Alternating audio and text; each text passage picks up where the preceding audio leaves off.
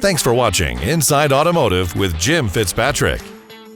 Hey everyone, Jim Fitzpatrick. Welcome into what I think is a special edition of Inside Automotive right here at the CBT Automotive Network. Last week, the Trump administration, the U.S. Department of Transportation, unveiled a Freedom Means Affordable Cars proposal. Joining us today is U.S. Senator and former car dealer, Senator Bernie Moreno. He's here to break down what the proposal means for dealers, manufacturers, and consumers nationwide. So, Senator Moreno, thank you so much for taking the time out of your very busy schedule there, fighting the good fight for everyone, including automobile dealers in D.C. So, thanks for joining us.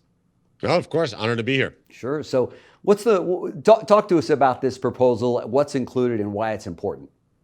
Look, Jim, what we've basically done is we've unleashed marketplace. We've stopped strangling car companies and basically trying to coerce customers into buying cars they didn't want. The government should play no role in the showroom. When a client walks into a showroom to buy an automobile, a politician should not be on their shoulder directing them on what car to buy and what car not to buy. So it started with, by the way, taking away California's ability to set a different emission standard than the rest of the country. That happened. That was a big deal. So for the first time in my lifetime, Jim, we now have one federal standard for the entire country, which is huge. It really is. It really is. No question about it. Yeah. Number two, we got rid of these CAFÉ fines. So companies like Stellantis and Ford and others aren't paying hundreds of millions of dollars for meeting standards that they couldn't achieve. What we did last week with the president was now reset those CAFÉ standards to be reasonable. The way Biden had it set up, Jim, basically no car company could have hit CAFÉ requirements without making only electric cars. So that made no sense, because what was happening was they would sell electric vehicles. Everybody lost money on it. And of course, they had to raise the prices of cars that people did want to buy. So as Jim Farley said, shortly after the announcement, you're going to see the price of automobiles drop significantly because of the changes that we've made. And we got rid of the EV subsidies. We got rid of the EV mandate. We had my bill pass as law, which allows you to deduct the interest on loans from your taxes. Huge deal. That's right. That's right. Yeah, there's some major wins for all Americans, but specifically the retail automotive industry and of course the OEMs as well. I mean, these things they mean a lot. The proposal emphasizes affordability. I know that's that's a key word today in DC, specifically with the president. In your view, what will it actually take to make cars affordable again? Well, the things that we've done are doing exactly that. Like if you look at comparing car prices of individual models this year versus last year, car prices are actually down, and we're making more of the cars that we sell here in America, which is a huge win for obviously our economy. Now what we're doing is on January 14th, we're going to have a hearing. We're bringing in all the car company executives, and we're going to talk to them about what are the things that we can do at the federal level to get some of these crazy regulations out of the way that have driven up car prices. I'll give you an example, Jim, and you're knee deep, actually head deep in the car business. I would bet you don't know this is actually the case. In 2022, in the infrastructure law, they passed a hidden provision in there that forced all cars made in 2026, so right now, to have an impairment detection device. So when you leave your studio and you go start your car, you have to breathe into your steering wheel, touch a device that checks your blood alcohol content, and if it thinks you're drunk, it won't start the car. Oh my God.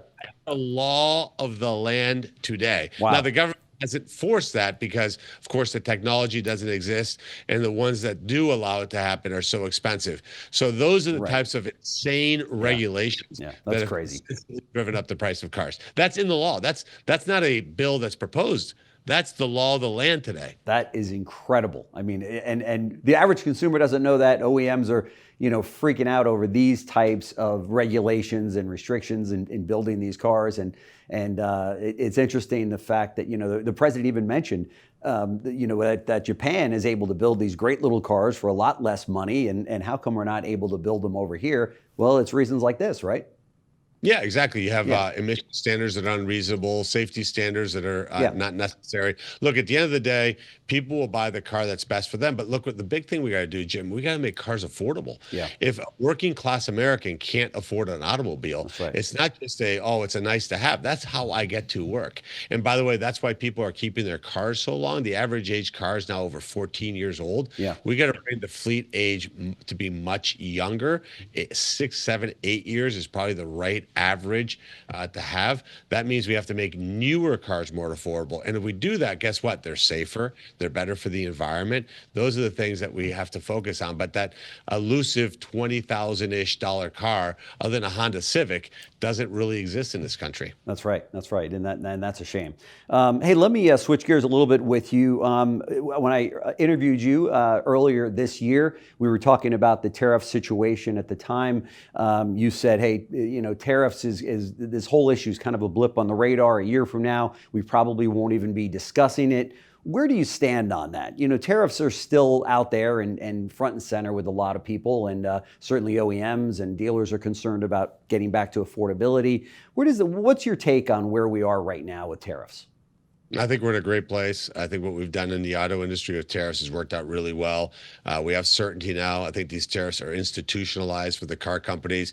We've given them a 3.75% of MSRP offset for the cars that are final assembly in the U.S. We have trade deals with the U.K., with Europe, with Korea, with Japan that built in the certainty. I think the car companies, obviously, nobody wants to pay the tariff, but it has not translated into higher car prices. That's, again, just a fact. You look at individual model pricing. There are some still car companies that have to solve a China issue. GM, a couple of Buick models are made in China. Let's move these things back to the U.S. There's some cars made in South Korea that maybe need to be made here in America.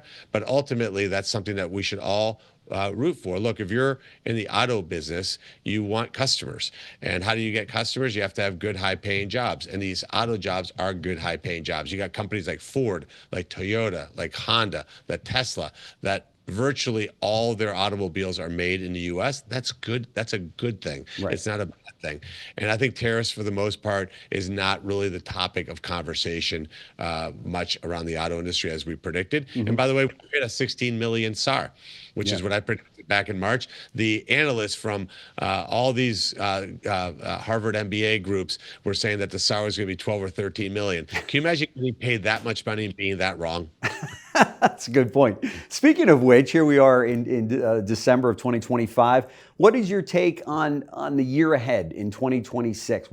And specific to the auto industry, what kind of a year do you think we'll have? Do you think we'll ever get back to that 17 million SAR that the industry has chased for so long? Disputable on whether or not we should be doing that, because I think dealers are making more money on less cars today than they were when we were trying to live up to this 17.5 million vehicles, and it was a race to the bottom on gross profit. But what's your take on the overall landscape moving into 2026? Yeah, I'm very bullish. I think we actually can hit 17 million in 26. I'm going to tell you why. Okay.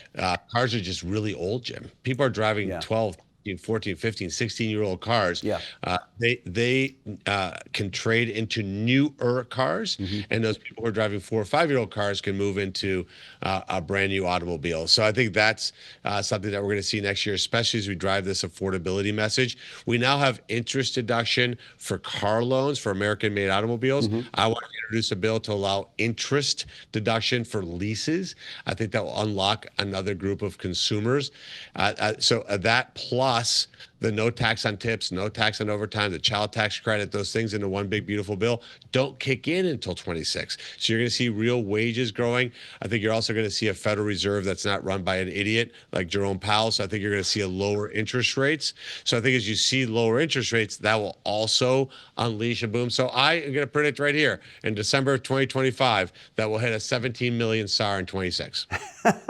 There you go. From your lips to God's ears. So I'm sure there's a lot of dealers out there that will be very happy to hear that, as well as OEM executives, I'm sure. So Senator Bernie Moreno, thank you so much for joining us on the show. Very much appreciated. I know you're one busy guy up there. And as I said earlier, fighting the good fight for dealers and Americans up there doing the right thing. So very much appreciate it.